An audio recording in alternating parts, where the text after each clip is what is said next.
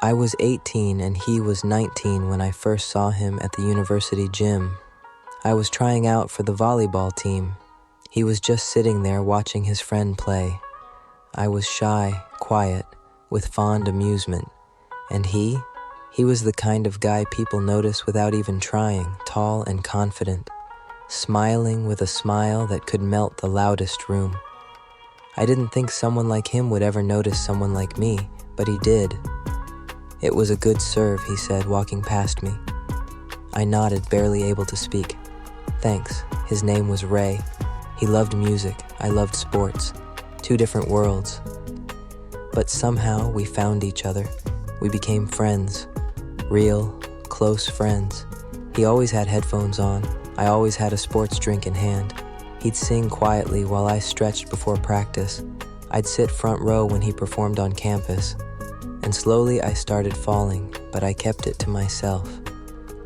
I was loving him in silence. One rainy afternoon, we were walking under a single umbrella. He handed me one side of his earphones and said, "Every time I play this song, I think of you."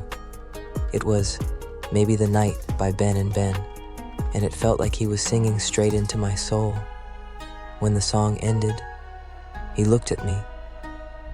"I can't keep this to myself anymore. I like you." I froze. My heart was racing. It felt like the whole world stopped to hear what I would say next. "I like you too," I whispered, and just like that. We weren't just best friends anymore. We were something more. We were happy. We held hands when no one was looking. We left little notes for each other. We talked about dreams, about the future. On our second anniversary, he wrote me a song. He performed it in front of a small crowd at open mic night. It was about a boy who hid his heart until someone sang loud enough to find it. I hugged him after. "Thank you for finding me," I whispered. He kissed my forehead and smiled. "Thank you for letting me stay." Then one day he started coughing blood.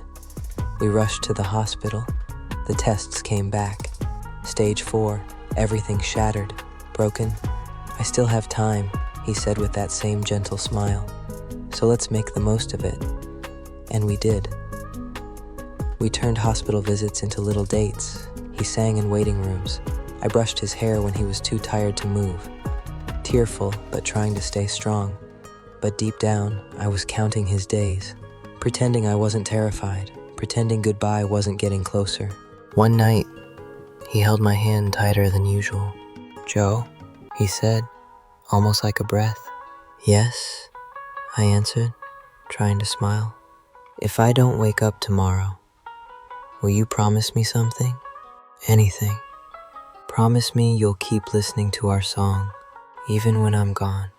I nodded, already crying, "And live the way I sang, with love and joy. I promise." He smiled. "Then I'm ready." That night, he closed his eyes and never opened them again. The next morning, I played Maybe the Night over and over. I sang with him even when my voice broke, even when I couldn't see through my tears.